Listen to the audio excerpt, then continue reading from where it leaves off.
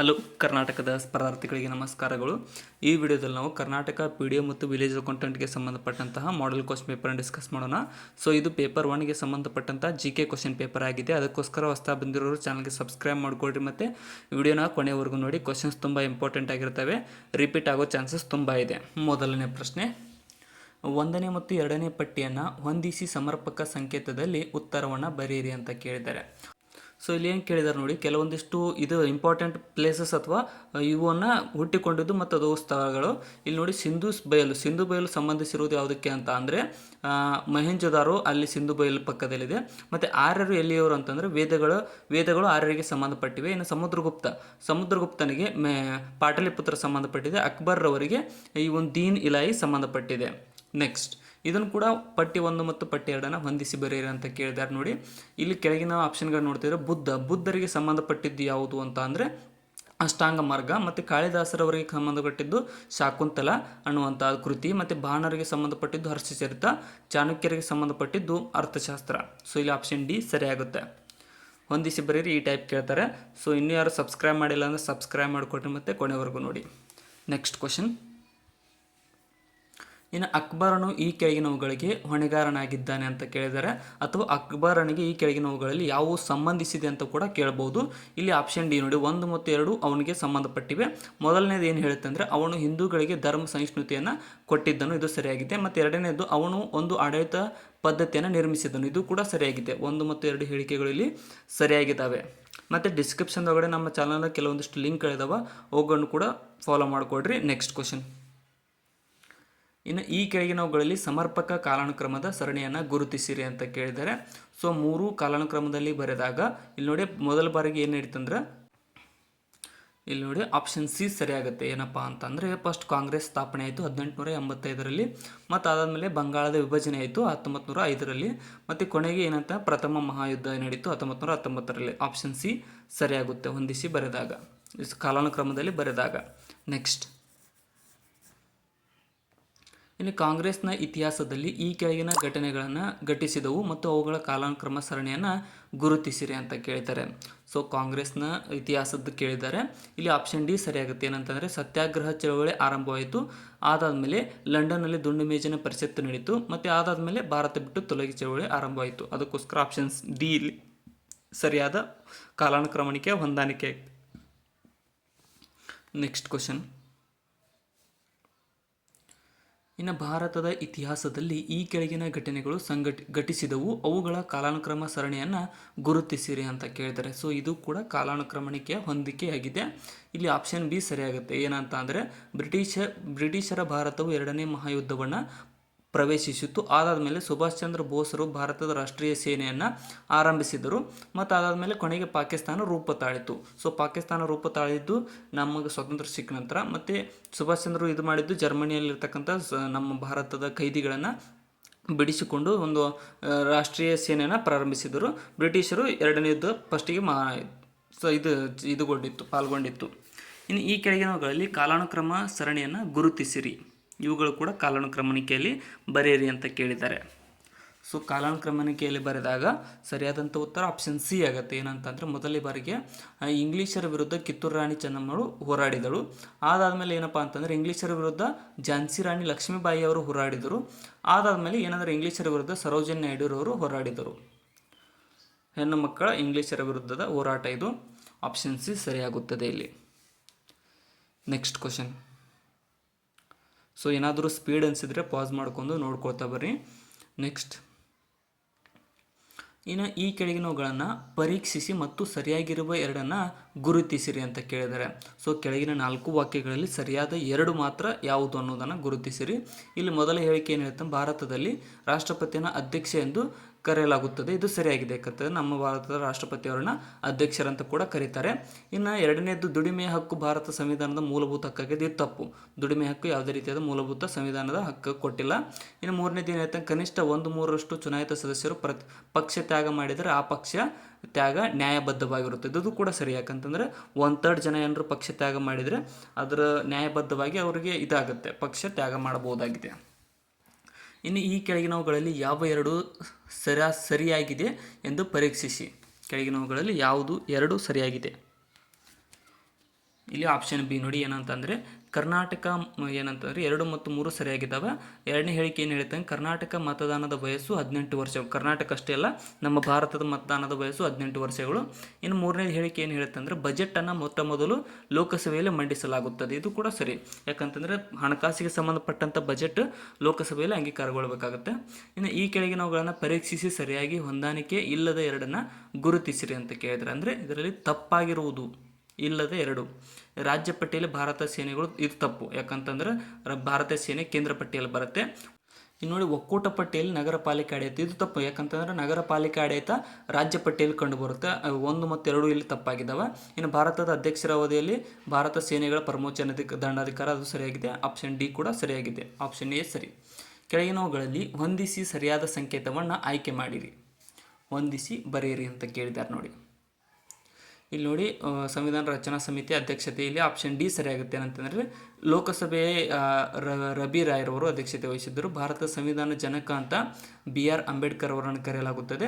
ಮತ್ತು ಅಧ್ಯಕ್ಷ ಅಂತ ಅಂದರೆ R ವೆಂಕಟರಾಮನ್. ಉಪಾಧ್ಯಕ್ಷರು ಅಂತ ಅಂದರೆ ಶಂಕರ್ ದಯಾಳ್ ಶರ್ಮಾರವರು. 1990ರಲ್ಲಿ ಇವು ಎಲ್ಲ ನೇಮಕಾತಿಗಳಿದ್ದವು. ನೆಕ್ಸ್ಟ್, ಇನ್ನು ಭಾರತವನ್ನು ಸಂಸದೀಯ ಪ್ರಜಾಪ್ರಭುತ್ವ ಎಂದು ಕರೆಯಲಾಗುತ್ತದೆ. ಏಕೆಂದರೆ ನಮ್ಮ ಭಾರತವನ್ನು ಸಂಸದೀಯ ಪ್ರಜಾಪ್ರಭುತ್ವ ಅಂತ ಕರಿತೇವೆ. ಯಾಕೆಯಪ್ಪ ಅಂತ ಅಂದರೆ ಇಲ್ಲಿ ಸರಿಯಾದಂಥ ಉತ್ತರ ಆಪ್ಷನ್ ಬಿ ಆಗುತ್ತೆ ನೋಡಿ. ಭಾರತದಲ್ಲಿ ಸಂಸತ್ತು ಶಾಸನದ ಪರಮೋಚ್ಚ ಅಧಿಕಾರವನ್ನು ಹೊಂದಿದೆ. ಮತ್ತು ಮೂರನೇ ಹೇಳಿಕೆ ಏನಾಯ್ತು, ಮಂತ್ರಿಮಂಡಲವು ಸಂಸತ್ತಿಗೆ ಜವಾಬ್ದಾರಿಯುತವಾಗಿದೆ. 2 ಮತ್ತು 3 ಹೇಳಿಕೆಗಳು ಇಲ್ಲಿ ಸರಿಯಾಗಿರುವ ಕಾರಣ ಆಪ್ಷನ್ ಬಿ ಸರಿಯಾಗುತ್ತದೆ. ತಪ್ಪಾಗಿರೋದ್ರ ಬಗ್ಗೆ ಜಾಸ್ತಿ ತಲೆ ಕೆಡಿಸ್ಕೋಬೇಡಿ. ನೆಕ್ಸ್ಟ್ ಹೋಗೋಣ ಬನ್ನಿ. ಭಾರತದ ಅಧ್ಯಕ್ಷರು ಸೀಮಿತ ಶಕ್ತಿಗಳನ್ನು ಹೊಂದಿದ್ದಾರೆ. ಏಕೆಂದರೆ ಅಂದರೆ ನಮ್ಮ ರಾಷ್ಟ್ರಪತಿಯವರಿಗೆ ಸೀಮಿತವಾದ ನಾಮಮಾತ್ರ ಇದ್ದಾರೆ. ಯಾಕಂತಂದರೆ ಆಪ್ಷನ್ ಎ ನೋಡಿ, ಅಧ್ಯಕ್ಷರಿಗೆ ನಾಮಮಾತ್ರ ಪಾತ್ರ ಇರುತ್ತದೆ. ಮತ್ತು ಎರಡನೇ ಹೇಳಿಕೆ ಏನಿದೆ, ಅವರು ಎಲೆಕ್ಟೋರಲ್ ಕಾಲೇಜ್ನಿಂದ ಚುನಾಯಿತರಾಗಿರುತ್ತಾರೆ. ಅದಕ್ಕೋಸ್ಕರ ಅವರಿಗೆ ಪವರ್ ಕಡಿಮೆ. ಈ ಪ್ರಧಾನಮಂತ್ರಿಯವರು ಏನಿದಾರಲ್ಲ, ಡೈರೆಕ್ಟ್ ಜನರಿಂದ ಆಯ್ಕೆ ಆದ ಕಾರಣ ಅವರಿಗೆ ಪವರ್ ಜಾಸ್ತಿ ಇದೆ. ಆಪ್ಷನ್ ಎ ಸರಿಯಾಗಿದೆ ಇಲ್ಲಿ. ನೆಕ್ಸ್ಟ್, ಇನ್ನು ಭಾರತದ ಸಂವಿಧಾನವು ಕಠಿಣವಾಗಿದೆ ಏಕೆಂದರೆ ಅಂತ ಕೇಳಿದ್ದಾರೆ. ಸೊ ನಮ್ಮ ಸಂವಿಧಾನ ರಿಜಿಡ್ ಆಗಿದೆ, ಅದು ಯಾಕೆ? ಕೆಳಗಿನ ಆಪ್ಷನ್ಗಳಲ್ಲಿ ಆಪ್ಷನ್ ಬಿ ಸರಿಯಾಗುತ್ತೆ. ಏನಂತಂದರೆ ನಮ್ಮ ಸಂವಿಧಾನವು ದೀರ್ಘವೂ ಸವಿರವೂ ಆಗಿದೆ. ಯಾಕಂದ್ರೆ ಭಾಳ ದೊಡ್ಡದೈತೆ ನಮ್ಮ ಸಂವಿಧಾನ. ಮತ್ತು ಇನ್ನೊಂದು ಏನಪ್ಪ ಅಂತಂದರೆ ಈ ತಿದ್ದುಪಡಿ ವಿಧಾನ ಭಾಳ ಕಠಿಣ ಆಗಿದೆ. 368 ವಿಧಿಯ ಪ್ರಕಾರ ತಿದ್ದುಪಡಿ ವಿಧಾನ ತುಂಬಾ ಭಾಳ ಕಠಿಣವಿದೆ ನಮ್ಮ ಸಂವಿಧಾನದ್ದು. ಅದಕ್ಕೋಸ್ಕರ ರಿಜಿಡ್ ಅಂತ ಕರಿತೀವಿ. ಅಳಗಾಡ್ಸೋಕ್ಕಾಗಂಗಿಲ್ಲ ಯಾರ ಕಡೆಗಿಂದನು. ನೆಕ್ಸ್ಟ್, ಭಾರತದಲ್ಲಿ ಸಚಿವ ಸಂಪುಟಕ್ಕೆ ಜಂಟಿ ಜವಾಬ್ದಾರಿ ಇದೆ. ಏಕೆಂದರೆ ನಮ್ಮ ಭಾರತದೊಳಗಡೆ ಸಚಿವ ಸಂಪುಟಕ್ಕೆ ಜಂಟಿ ಜವಾಬ್ದಾರಿ ಹಾಕಿದೆ ಅಂತ ಅಂದರೆ ಆಪ್ಷನ್ ಸಿ ನೋಡಿ, ಅವರು ಜಂಟಿಯಾಗಿ ಸರ್ಕಾರದ ನೀತಿಯನ್ನು ರೂಪಿಸುತ್ತಾರೆ. ಮತ್ತು ಮೂರನೇ ಹೇಳಿಕೆ ಅಂದರೆ ಅವರು ಶಾಸನ ಕ್ರಿಯೆಗೆ ಜಂಟಿಯಾಗಿ ನಾಯಕತ್ವವನ್ನು ನೀಡುತ್ತಾರೆ. 2 ಮತ್ತು 3 ಇಲ್ಲಿ ಸರಿಯಾಗಿವೆ. Option C. ನೆಕ್ಸ್ಟ್ ಕ್ವಶನ್,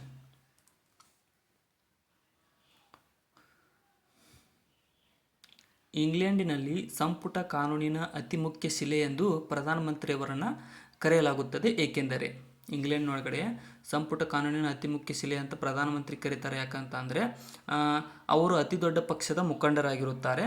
ಮತ್ತು ಏನಪ್ಪ ಅಂತಂದರೆ ಅವರು ಸಂಸತ್ತಿನ ಬಹುಮುಖ ಹೊಂದಿರುವ ಪಕ್ಷದ ಮುಖಂಡರಾಗಿರುತ್ತಾರೆ. ಇದಕ್ಕೋಸ್ಕರ ಇವರನ್ನು ಸಂಪುಟ ಕಾನೂನಿನ ಅತಿ ಮುಖ್ಯ ಶಿಲೆ ಅಂತ ಕರೀತಾರೆ ಇಂಗ್ಲೆಂಡ್ನೊಳಗೆ ಪ್ರಧಾನಮಂತ್ರಿಯವರನ್ನು. ನೆಕ್ಸ್ಟ್, ನಮ್ಮ ದೇಶದಲ್ಲಿ ಸ್ವಲ್ಪ ಡಿಫ್ರೆಂಟ್ ಇದೆ. ಕಾಲಾನುಕ್ರಮವಾಗಿ ಬರೆಯಿರಿ ಅಂತ ಕೇಳಿದ್ದಾರೆ. ಮತ್ತೆ ಕೂಡ ಇವೆಲ್ಲಗಳನ್ನು ಕಾಲಾನುಕ್ರಮವಾಗಿ ಜೋಡಿಸಿರಿ ಅಂತ ಕೇಳಿದ್ದಾರೆ ನೋಡಿ. ಇಲ್ಲಿ ಸರಿಯಾದಂತಹ ಉತ್ತರ ಆಪ್ಷನ್ ಡಿ ಸರಿಯಾಗುತ್ತೆ. ಏನಂತಂದರೆ ಮೊದಲ ಬಾರಿಗೆ ಭಾರತ ಸ್ವತಂತ್ರಗೊಂಡಿತು. ಆದಾದ ಮೇಲೆ ಏನಾಯ್ತು ಅಂದರೆ ಭಾರತವು ಗಣತಂತ್ರವಾಯಿತು. ಆದಾದಮೇಲೆ ಪಂಜಾಬ್ನಲ್ಲಿ ಸೀಮಿತ ತುರ್ತು ಪರಿಸ್ಥಿತಿಯನ್ನು ಘೋಷಿಸಲಾಯಿತು ಇಂದಿರಾ ಗಾಂಧಿ ಅವರಿಂದ. ಇನ್ನು ಭಾರತ ಒಕ್ಕೂಟದಲ್ಲಿ ತುರ್ತು ಪರಿಸ್ಥಿತಿಯನ್ನು ಘೋಷಿಸಲಾಯಿತು. ಸೊ ಆಪ್ಷನ್ ಡಿ ಇಲ್ಲಿ ಸರಿಯಾಗುತ್ತೆ. ತುರ್ತು ಪರಿಸ್ಥಿತಿ ಅಂತ ಸಂಬಂಧಪಟ್ಟರೆ ಇಂದಿರಾ ಗಾಂಧಿ ಅವರಿಗೆ ಸಂಬಂಧಪಟ್ಟಿರ್ತವೆ. ಅದೊಂದು ಟ್ರಿಕ್ ನೆನ್ಪಿಟ್ಕೊಳ್ರಿ. ನೆಕ್ಸ್ಟ್,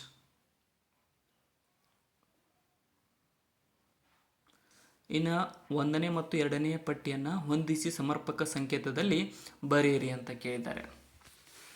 ಸೊ ಇಲ್ಲಿ ನೋಡಿ, ಜಮ್ಶೆಡ್ಪುರ ಕಂಡುಬರುವುದು ಎಲ್ಲಿ ಅಂತ ಅಂದರೆ ಬಿಹಾರ್ ರಾಜ್ಯದಲ್ಲಿ. ಇನ್ನು ಬಾಕ್ರಾನಂಗಲ್ ಕಂಡುಬರುವುದು ಪಂಜಾಬ್ನಲ್ಲಿ. ಆವಡಿ ಕಂಡುಬರುವುದು ಎಲ್ಲಿಪ್ಪ ಅಂತ ಅಂದರೆ ತಮಿಳುನಾಡಿನಲ್ಲಿ. ಮತ್ತು ಶ್ರೀನಗರ ಕಂಡುಬರುವುದು ಜಮ್ಮು ಕಾಶ್ಮೀರದಲ್ಲಿ. ಆಪ್ಷನ್ ಡಿ ಸರಿಯಾದ ಹೊಂದಾಣಿಕೆಯಾಗಿದೆ. ಕ್ವಶನ್ ಸ್ವಲ್ಪ ಈಸಿ ಅನ್ನಿಸ್ಬೋದು, ಬಟ್ ಕ್ವಶನ್ ಪೇಪರ್ ಯಾವ ರೀತಿ ಬರುತ್ತೆ ಅಂತ ಹೇಳೋಕ್ಕಾಗಲ್ಲ. ನೆಕ್ಸ್ಟ್ ಕ್ವಶನ್, ಒಂದನೇ ಮತ್ತು ಎರಡನೇ ಪಟ್ಟಿಯನ್ನು ಹೊಂದಿಸಿ ಸಮರ್ಪಕ ಸಂಕೇತದಲ್ಲಿ ಉತ್ತರವನ್ನು ಬರೆಯಿರಿ. ವಿಶ್ವದ ಅತಿ ದೊಡ್ಡ ನದಿ ಯಾವುದು ಅಂತಂದ್ರೆ ಅಮೆಜಾನ್ ನದಿಯಾಗಿದೆ. ಮತ್ತು ವಿಶ್ವದ ಅತಿ ದೊಡ್ಡ ದ್ವೀಪ ಯಾವುದು ಅಂತ ಅಂದರೆ ಇದು ಗ್ರೀನ್ಲ್ಯಾಂಡ್ ದ್ವೀಪ ಆಗಿದೆ. ಮತ್ತು ವಿಶ್ವದ ಅತಿ ದೊಡ್ಡ ಭೂಖಂಡ ಯಾವುದು ಅಂತ ಅಂದರೆ ಏಷ್ಯಾ ಭೂಖಂಡ. ವಿಶ್ವದ ಅತಿ ದೊಡ್ಡ ಸಾಗರ ಯಾವುದು ಅಂತಂದರೆ ಪೆಸಿಫಿಕ್ ಸಾಗರ. ಆಪ್ಷನ್ ಡಿ ಇಲ್ಲಿ ಸರಿಯಾಗುತ್ತದೆ. ಸೊ ವಿಡಿಯೋನ ಆದಷ್ಟು ನಿಮ್ಮ ಫ್ರೆಂಡ್ಸ್ಗೆ ಶೇರ್ ಮಾಡಿ, ಸಬ್ಸ್ಕ್ರೈಬ್ ಮಾಡಿಕೊಡ್ರಿ. ಡೈಲಿ ಬರ್ತಾ ಇರ್ತಕ್ಕಂಥ ಈ ಸೀರೀಸ್ ವಿಡಿಯೋನ ನೋಡ್ತಾ ಇರಿ. ಯಾಕಂತಂದರೆ ಆಲ್ರೆಡಿ ನಾವು 40 ಕ್ವಶನ್ ಪೇಪರ್ಗಳನ್ನ ಡಿಸ್ಕಸ್ ಮಾಡಿದ್ದೀವಿ. ಅವುಗಳನ್ನು ಕೂಡ ನೋಡ್ಕೊಡ್ರಿ, 40 ಕ್ವಶನ್ ಪೇಪರ್ಗಳನ್ನ ಕೂಡ ಟೈಮ್ ಇದ್ದಾಗ. ನೆಕ್ಸ್ಟ್, ಇನ್ನು ಒಂದನೇ ಮತ್ತು ಎರಡನೇ ಪಟ್ಟಿಯನ್ನು ಹೊಂದಿಸಿ ಸಮರ್ಪಕ ಸಂಕೇತದಲ್ಲಿ ಉತ್ತರವನ್ನು ಬರೆಯಿರಿ ಅಂತ ಕೇಳಿದ್ದಾರೆ. ಇಲ್ಲಿ ಆಪ್ಷನ್ ಡಿ ಸರಿಯಾಗುತ್ತೆ. ಏನಪ್ಪ ಅಂತಾರೆ, ವಿಶ್ವದ ಅತಿ ಎತ್ತರದ ಗಗನಚುಂಬಿ ಅಂತ ಅಂದರೆ ಟೆಂಪರ್ ಸೈಟ್ ಅಂತ ಕರಿತೀವಿ. ವಿಶ್ವದ ಅತಿ ಎತ್ತರದ ಪರ್ವತ ಅಂತ ಯಾವುದಂದರೆ ಎವರೆಸ್ಟ್ ಪರ್ವತವಾಗಿದೆ. ಮತ್ತು ಅದೇ ರೀತಿಯಾಗಿ ಏಷ್ಯಾದ ಅತಿ ಎತ್ತರದ ಅಣೆಕಟ್ಟು ಯಾವುದು ಅಂತ ಅಂದರೆ ಇದು ಬಾಕ್ರಾನಂಗಲ್ ಅಣೆಕಟ್ಟಾಗಿದೆ.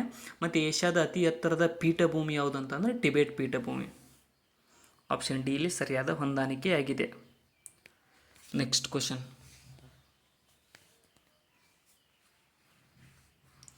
ಇನ್ನು ಒಂದನೇ ಮತ್ತು ಎರಡನೇ ಪಟ್ಟಿಯನ್ನು ಹೊಂದಿಸಿ ಸಮರ್ಪಕ ಸಂಕೇತದಲ್ಲಿ ಉತ್ತರವನ್ನು ಬರೆಯಿರಿ ಅಂತ ಕೇಳಿದ್ದಾರೆ. ಇಲ್ಲಿ ಆಪ್ಷನ್ ಡಿ ಸರಿಯಾಗುತ್ತೆ. ಏನಪ್ಪ ಅಂತಾರೆ, ವಿಮಾನ ನಿಲ್ದಾಣ ಯಾವುದು ಅಂತಂದರೆ ಇದರಲ್ಲಿ ಪಾಲಂ ವಿಮಾನ ನಿಲ್ದಾಣ ಇದೆ. ರೈಲ್ವೆ ಜಂಕ್ಷನ್ ಯಾವುದು ಅಂತ ಜಲಾಲ್ಪೇಟ್ ರೈಲ್ವೆ ಜಂಕ್ಷನ್. ಸುರಂಗ ಮಾರ್ಗ ಯಾವುದು ಅಂತಾರೆ ಬನಿಯಾಲ್ ಮಾರ್ಗ. ಮತ್ತು ಪರ್ವತ ಕಣಿವೆ ಯಾವುದು ಅಂತ ಅಂದರೆ ಖೈಬರ್ ಕಣಿವೆ. ಸೊ ಹೆಸರುಗಳು ಮತ್ತು ಅವು ಯಾವ ರೀತಿಯಾದ ಫೇಮಸ್ ಇದಾವೆ ಅನ್ನೋದನ್ನು ಕೇಳಿದ್ದಾರೆ. ನೆಕ್ಸ್ಟ್, ಇನ್ನು ಕಲ್ಕತ್ತಾದಲ್ಲಿ ಜನದಟ್ಟಣೆಯು ಅತಿ ಹೆಚ್ಚಾಗಿದೆ ಏಕೆಂದರೆ ಕೋಲ್ಕತ್ತಾದೊಳಗಡೆ ಜನದಟ್ಟಣೆ ಅತಿ ಹೆಚ್ಚಾಗಿದೆ. ಯಾಕಂತಂದರೆ ಇಲ್ಲಿ ಹೂಗ್ಲಿ ನದಿ ಹರಿಯುತ್ತದೆ. ಮತ್ತು ಎರಡನೇದು ಕೈಗಾರಿಕೆಗಳು ದಟ್ಟವಾಗಿವೆ. ಸೊ ಕೋಲ್ಕತ್ತಾ ವೆಸ್ಟ್ ಬೆಂಗಾಲ್ ಅಂತ ಬಂದರೆ ಸನಬು ಟೆಕ್ಸ್ಟೈಲ್ ಇಂಡಸ್ಟ್ರಿಗೆ ತುಂಬ ಫೇಮಸ್ ಆದಂತಹ ಒಂದು ರಾಜ್ಯವಾಗಿದೆ. ಅದಕ್ಕೋಸ್ಕರ ಅಲ್ಲಿ ಜನದಟ್ಟಣೆ ಕೂಡ ಅದೇ ರೀತಿಯಾಗಿ ಭಾಳ ಜಾಸ್ತಿ ಇರುತ್ತೆ. ಟಾಟಾ ಕಂಪ್ನಿ ತುಂಬ ಇದ್ದಾವೆ ಅದರಲ್ಲಿ. ಒಂದನೇ ಮತ್ತು ಎರಡನೇ ಪಟ್ಟಿಯನ್ನು ಹೊಂದಿಸಿ ಸಮರ್ಪಕ ಸಂಕೇತದಲ್ಲಿ ಉತ್ತರವನ್ನು ಬರೆಯಿರಿ. ಈ ಕೆಳಗಿನವುಗಳಲ್ಲಿ ಕಾವೇರಿ ನದಿಯ ಉಪನದಿ ಯಾವುದು ಅಂತ ಅಂದರೆ ಇಲ್ಲಿ ಕಪಿಲಾ ನದಿ. ಮತ್ತು ಗಂಗೆ ನದಿಯ ಉಪನದಿ ಯಾವುದು ಅಂದ್ರೆ ಗೋಮತಿ ನದಿ. ಮತ್ತು ಕೃಷ್ಣೆಯ ಉಪನದಿ ಅಂತ ಅಂದರೆ ತುಂಗಭದ್ರಾ ನದಿ. ಸಿಂಧು ನದಿಯ ಉಪನದಿ ಯಾವುದು ಅಂತ ಅಂದರೆ ಜೀಲಂ ನದಿ. ಆಪ್ಷನ್ ಡಿ ಇಲ್ಲಿ ಸರಿಯಾಗುತ್ತದೆ. ನೆಕ್ಸ್ಟ್ ಕ್ವಶನ್,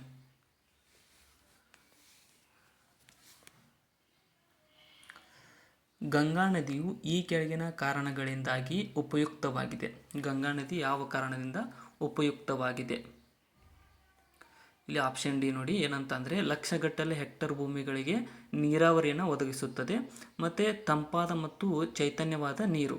ಸೊ ಗಂಗಾ ನದಿಯಿಂದ ನಮ್ಮ ದೇಶ ಬಹುಪಾಲು ಜನ ನೀರನ್ನು ಪಡೆದುಕೋತಾರೆ. ಆಪ್ಷನ್ ಡಿ ಇಲ್ಲಿ ಸರಿಯಾಗಿದೆ. ಇತ್ತೀಚೆಗೆ ಕಲುಷಿತ ಮಾಡ್ತಾ ಇದ್ದಾರೆ, ಬಟ್ ಅದರಿಂದ ಭಾಳಷ್ಟು ಚೆನ್ನಾಗಿ ಉಪಯೋಗ ಇದೆ.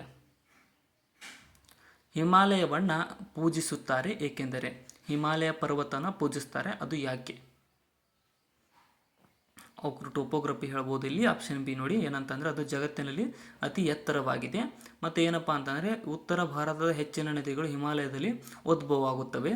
ಮತ್ತು ಇನ್ನೂ ಒಂದು ಮೇನ್ ರೀಸನ್ ಏನಂತಂದರೆ ಮಧ್ಯ ಏಷ್ಯಾದಿಂದ ಬರ್ತಕ್ಕಂಥ ಶೀತ ಗಾಳಿಯನ್ನು ತಡೆದು ನಿಲ್ಲಿಸುತ್ತೆ ಅದು. ಅದಕ್ಕೋಸ್ಕರ ಹಿಂಬದಿಯಲ್ಲಿ ಹಿಮವಿರುತ್ತೆ, ನಮಗೆ ನಾವು ಪ್ರೊಟೆಕ್ಟ್ ಆಗಿದ್ದೀವಿ ಅದರಿಂದ.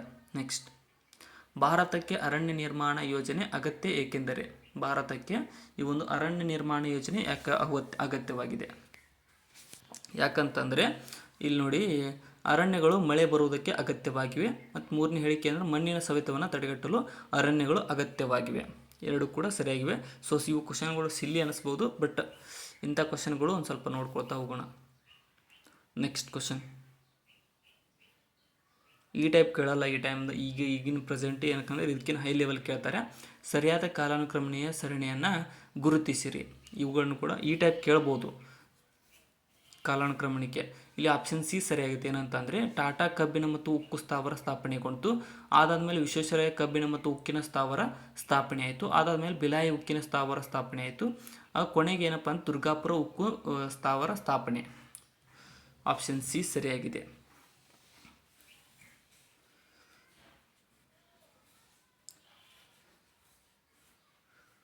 ನೆಕ್ಸ್ಟ್ ಕ್ವಶನ್,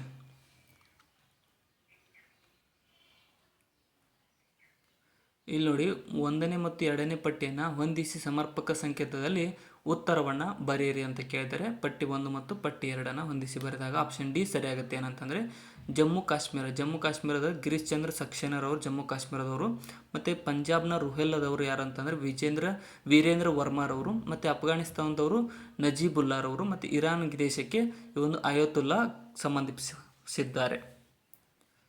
ನೆಕ್ಸ್ಟ್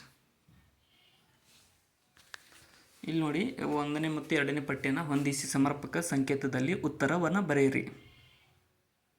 ಇಲ್ಲಿ ಆಯೋಗಗಳು ಮತ್ತು ಅದು ಎದಕ್ಕೆ ಸಂಬಂಧಪಟ್ಟಿದ್ದಾವೆ ಅಂತ.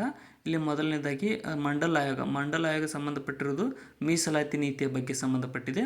ಇನ್ನು ಮೇನಕಾ ಗಾಂಧಿ ಪ್ರಕರಣ ಯಾವುದಕ್ಕೆ ಪರಿಸರ ಸಂರಕ್ಷಣೆಗಾಗಿ, ಮತ್ತು ಬಾಬಾ ಆಮ್ಟೇರ್ ಅವರದ್ದು ಎದಕ್ಕಂತಂದರೆ ಕುಷ್ಠರೋಗಿಗಳ ಸೇವೆಗೆ ಇವರು ಫೇಮಸ್ಸು, ಮತ್ತು ಬಾಳ ಥ್ಯಾಕರೆರವರು ಎದಕ್ಕಂತ ಅಂದರೆ ಇವರು ಶಿವಸೇನೆಗೆ ಫೇಮಸ್ ಆಗಿದ್ದಾರೆ.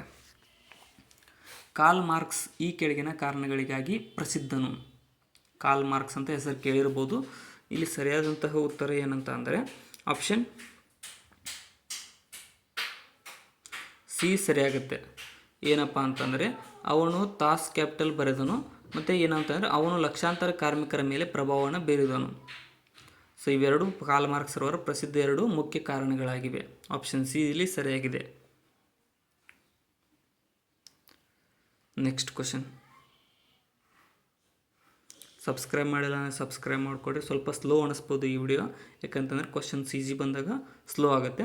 ಇನ್ನು ಜರ್ಮನಿಯ ಏಕೀಕರಣವು ಕೈಗೊಂಡಿದೆ ಏಕೆಂದರೆ, ಜರ್ಮನಿಯ ಏಕೀಕರಣ ಯಾವ ಕಾರಣದಿಂದ ಆಗಿದೆ?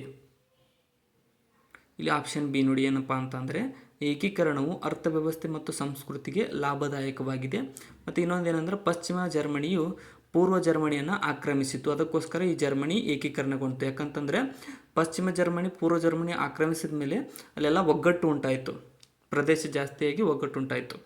ನೆಕ್ಸ್ಟ್, ಶೀತಲ ಸಮರದ ಅಂತ್ಯಕ್ಕೆ 2 ಮುಖ್ಯ ಕಾರಣಗಳನ್ನು ಹುಡುಕಿರಿ. ಶೀತಲ ಸಮರ ಏನು ನಡೀತಲ್ಲ ಅದರ ಅಂತ್ಯಗೊಂಡಿತು, ಅದು ಎದಕ್ಕೆ ಅಂತ ಕೇಳಿದ್ದಾರೆ. ಸೊ ಇಲ್ಲಿ ಆಪ್ಷನ್ ಬಿ ನೋಡಿ. ಏನಂತಂದರೆ ಇದು ಗೋರ್ಬಚೇವ್ ಪಾಶ್ಚಿಮಾತ್ಯ ದೇಶಗಳಿಗೆ ಸ್ನೇಹಾಸ್ತ್ರವನ್ನು ಕೊಟ್ಟಿದ್ದಾರೆ, ಮತ್ತು ಇದೇನು ಅಮೆರಿಕ ಮತ್ತು ರಷ್ಯಾ ಸೀಮಿತ ನಿಶಸ್ತ್ರೀಕರಣ ಸಾಧಿಸಿದೆ, ಅದಕ್ಕೋಸ್ಕರ ಈ ಶೀತಲ ಸಮರ ಅಂತ್ಯಗೊಂಡಿತು. ಸೊ ಈಗ ಏನು ರೀಸನ್ ಇರಲಿಕ್ಕಂದ್ರೆ ಅದು ಅಂತ್ಯಗೊಳ್ಳುವ ಪರಿಸ್ಥಿತಿಯಲ್ಲಿ ಇರಲಿಲ್ಲ. ನೆಕ್ಸ್ಟ್, ಇಲ್ಲಿ ನೆಲ್ಸನ್ ಮಂಡೇಲರವರು ಪ್ರಸಿದ್ಧರು ಏಕೆಂದರೆ ಅಂತ ಕೇಳಿದ್ದಾರೆ. ಸೊ ನೆಲ್ಸನ್ ಮಂಡೇಲರವರು ಯಾವುದಕ್ಕಾಗಿ ಪ್ರಸಿದ್ಧಿ ಪಡೆದಿದ್ದಾರೆ ಅಂತ ಅಂದರೆ ಇಲ್ಲಿ ಆಪ್ಷನ್ ಬಿ ನೋಡಿ. ಏನಂತ ಅಂದರೆ ನೆಲ್ಸನ್ ಮಂಡೇಲ ಕರಿಯರ ಮಹಾನಾಯಕರಾಗಿದ್ದರು. ಇನ್ನೊಂದು ಏನಂತಂದರೆ ನೆಲ್ಸನ್ ಮಂಡೇಲ ವರ್ಣಭೇದ ನೀತಿ ವಿರುದ್ಧ ಹೋರಾಡಿದರು, ಅದಕ್ಕೋಸ್ಕರ ಇವರು ಪ್ರಸಿದ್ಧಿಯನ್ನು ಪಡೆದರು. ಯಾಕಂತಂದರೆ ಕರಿಯರ್ ಮತ್ತು ಬಿಳಿಯರ ನಡುವೆ ಇದ್ದಂತಹ ಒಂದು ವ್ಯತ್ಯಾಸವನ್ನು ಅವರು ಖಂಡಿಸಿದರು. ನೆಕ್ಸ್ಟ್, ಸರಿಯಾದ ಕಾಲಾನುಕ್ರಮಣಿಕೆಯನ್ನು ಆರಿಸಿ ಆಯ್ಕೆ ಮಾಡಿ ಅಂತ ಕೇಳಿದ್ದಾರೆ. ಇಲ್ಲಿ ಸರಿಯಾದ ಕಾಲಾನುಕ್ರಮಕ್ಕೆ ಬರೆದಾಗ ಆಪ್ಷನ್ ಡಿ ಸರಿಯಾಗುತ್ತೆ. ಏನಂತಂದರೆ ಹಿಟ್ಲರ್ ಆತ್ಮಹತ್ಯೆ ಆಯಿತು, ಅದಾದಮೇಲೆ ಅಣುಬಾಂಬ್ಗಳ ಬಳಕೆಗೊಂಡು, ಅದಾದಮೇಲೆ ಕೊನೆಗೆ ಏನಂತ ಜಪಾನ್ನ ಪರಾಭವ. ಆಪ್ಷನ್ ಡಿ ಇಲ್ಲಿ ಸರಿಯಾದ ಹೊಂದಾಣಿಕೆಯಾಗಿದೆ, ಕಾಲಾನುಕ್ರಮಣಿಕೆಯಾಗಿದೆ. Next question. 1ನೇ ಮತ್ತು ಪಟ್ಟಿ 2 ಹೊಂದಿಸಿ ಸಮರ್ಪಕ ಸಂಕೇತದಲ್ಲಿ ಉತ್ತರವನ್ನು ಬರೆಯಿರಿ ಅಂತ ಕೇಳಿದ್ದಾರೆ. ಸೊ ಪಟ್ಟಿ 1 ಮತ್ತು ಪಟ್ಟಿ 2 ಹೊಂದಿಸಿ ಬರೆಯಿರಿ. ಇಲ್ಲಿ ಸರಿಯಾದಂತಹ ಉತ್ತರ ಆಪ್ಷನ್ ಎ ಆಗುತ್ತೆ ನೋಡಿ. ಏನಂತಂದರೆ ಫೌಂಟೇನ್ ಪೆನ್ನನ್ನು ಕಂಡುಹಿಡಿದವರು ಲೂಯಿ ಇ ವಾಟರ್ಮ್ಯಾನ್, ಮತ್ತು ಗ್ರಾಮೋಫೋನನ್ನು ಕಂಡುಹಿಡಿದವರು ಯಾರಂತಂದರೆ ಥಾಮಸ್ ಆಲ್ವಾ ಎಡಿಸನ್ ರವರು, ಮತ್ತು ವೈರ್ಲೆಸ್ಸನ್ನು ಕಂಡುಹಿಡಿದವರು ಮಾರ್ಕೋನಿ, ಸೇಫ್ಟಿ ರೇಜರನ್ನು ಕಂಡುಹಿಡಿದವರು ಕಿಂಗ್ ಸಿ ಗಿಲೆಟ್ ರವರು. ಕಾಲಾನುಕ್ರಮಣಿಕೆಯ ಸರಣಿಯಲ್ಲಿ ಜನ ಸಂಪರ್ಕ ಸಾಧನಗಳು ಭಾರತದಲ್ಲಿ ಬೆಳೆದು ಬಂದಿದ್ದನ್ನು ಈ ಕೆಳಗಿನವುಗಳಿಂದ ಆಯ್ಕೆ ಮಾಡಿ. ಜನ ಸಂಪರ್ಕ ಕೇಂದ್ರಗಳು ಬೆಳೆದು ಬಂದಿದ್ದು ಆಪ್ಷನ್ ಸಿ ನೋಡಿ. ಏನಂತಂದರೆ ಮುದ್ರಣ ಫಸ್ಟ್ ಬಂತು, ಅದಾದಮೇಲೆ ರೇಡಿಯೋ ಬಂತು, ಅದಾದಮೇಲೆ ಚಲನಚಿತ್ರ, ಕೊನೆಗೆ ದೂರದರ್ಶನ. ಆಪ್ಷನ್ ಸಿ ಇಲ್ಲಿ ಸರಿಯಾಗಿದೆ. 1ನೇ ಮತ್ತು 2ನೇ ಪಟ್ಟಿಯನ್ನು ಹೊಂದಿಸಿ ಸಮರ್ಪಕ ಸಂಕೇತದಲ್ಲಿ ಉತ್ತರವನ್ನು ಬರೆಯಿರಿ.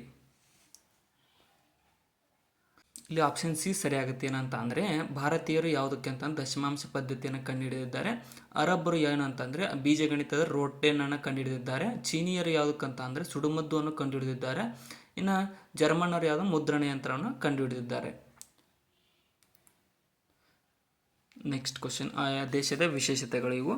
ಇಲ್ಲಿ ನೋಡಿ ಏನು ಕೇಳಿದರೆ, ಪಂಜಾಬ್ನಲ್ಲಿ ಅಲೆಕ್ಸಾಂಡರ್ ಮಹಾಶಯನೊಂದಿಗೆ ಹೋರಾಡಿದಂತಹ ದೊರೆ ಯಾರು ಅಂತ ಕೇಳಿದ್ದಾರೆ. ಸೊ ಕೆಳಗಿನವರಲ್ಲಿ ಇಲ್ಲಿ ಸರಿಯಾದಂಥ ಉತ್ತರ ಆಪ್ಷನ್ ಬಿ ನೋಡಿ, ಪೋರಸ್ ಮಹಾಶಯನು ಅಲೆಕ್ಸಾಂಡರ್ ಮಹಾಶಯನೊಂದಿಗೆ ಹೋರಾಡಿದಂತಹ ಭಾರತದ ಹೆಮ್ಮೆಯ ದೊರೆಯಾಗಿದ್ದಾನೆ.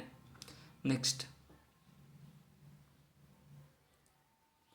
ಇನ್ನು ಪಶ್ಚಿಮ ಚಾಲುಕ್ಯರ ರಾಜಧಾನಿ ಯಾವುದು? ಪಶ್ಚಿಮ ಚಾಲುಕ್ಯರ ರಾಜಧಾನಿ ಯಾವುದಾಗಿತ್ತು?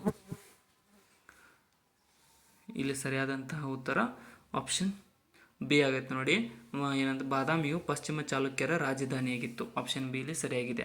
ನೆಕ್ಸ್ಟ್, ಇಲ್ಲಿ ನೋಡಿ, ಭಾರತದ ಅಧ್ಯಕ್ಷರ ಅಧಿಕಾರಾವಧಿ ಎಷ್ಟು ಅಂತ ಕೇಳಿದ್ದಾರೆ. ಸೊ ನಮ್ಮ ಭಾರತದ ಅಧ್ಯಕ್ಷರ ಅಧಿಕಾರಾವಧಿ ಎಷ್ಟು ಅಂತಂದರೆ ಆಪ್ಷನ್ ಸಿ 5 ವರ್ಷಗಳು. 5 ವರ್ಷಗಳವರೆಗೆ ಅವರು ಅಧಿಕಾರದಲ್ಲಿ ಇರುತ್ತಾರೆ. ಆಪ್ಷನ್ ಸಿ ಸರಿಯಾಗಿದೆ. ನೆಕ್ಸ್ಟ್ ಏನು ಹೇಳುತ್ತಂದ್ರೆ, ಭಾರತ ಸಂಸತ್ತಿನ ಮೇಲ್ಮನೆ ಯಾವುದು ಅಂತ ಕೇಳಿದ್ದಾರೆ. ಸೊ ಇಲ್ಲಿ ಆಪ್ಷನ್ ಕೆಳಗಡೆ ನೋಡ್ಕೊಳಕ್ಕೆ ಹೋಗ್ಬೇಡ್ರಿ, ನೆಕ್ಸ್ಟ್ ಆನ್ಸರ್ ಬರುತ್ತೆ. ಈ ಭಾರತದ ಸಂಸತ್ತಿನ ಮೇಲ್ಮನೆ ಯಾವುದು ಅಂತ ಅಂದರೆ ಆಪ್ಷನ್ ಡಿ ರಾಜ್ಯಸಭಾ. ರಾಜ್ಯಸಭಾ ಇಲ್ಲಿ ಸರಿಯಾದ ಉತ್ತರವಾಗಿದೆ. ನೆಕ್ಸ್ಟ್ ಕ್ವಶನ್, ಇನ್ನು ಭಾರತ ಸಂವಿಧಾನದ 370ನೇ ವಿಧಿ ಈ ರಾಜ್ಯಕ್ಕೆ ಸಂಬಂಧಿಸಿದ್ದು ಅಂತ ಕೇಳಿದರೆ 370ನೇ ವಿಧಿ ಯಾವ ರಾಜ್ಯಕ್ಕೆ ಸಂಬಂಧಿಸಿದ್ದು? ಕೆಳಗಿನವುಗಳಲ್ಲಿ ಸರಿಯಾದಂತಹ ಉತ್ತರ ಆಪ್ಷನ್ ಸಿ ನೋಡಿದ್ದು ಜಮ್ಮು ಮತ್ತು ಕಾಶ್ಮೀರಕ್ಕೆ ಸಂಬಂಧಿಸಿದ ವಿಧಿಯಾಗಿದೆ. ನೆಕ್ಸ್ಟ್ ಕ್ವಶನ್, ಜಮ್ಮು ಕಾಶ್ಮೀರಕ್ಕೆ ಸಂಬಂಧಿಸಿತ್ತು. ಇನ್ನು ಭಾರತ ಸಂವಿಧಾನದ ಈ ಪಟ್ಟಿಯಲ್ಲಿ ಶಿಕ್ಷಣವನ್ನು ನಮೂದಿಸಿದೆ. ಶಿಕ್ಷಣ ಅನ್ನುವಂಥದ್ದು ಯಾವ ಪಟ್ಟಿಯಲ್ಲಿ ಕಂಡುಬರುತ್ತದೆ ನಮ್ಮ ಸಂವಿಧಾನದಲ್ಲಿ?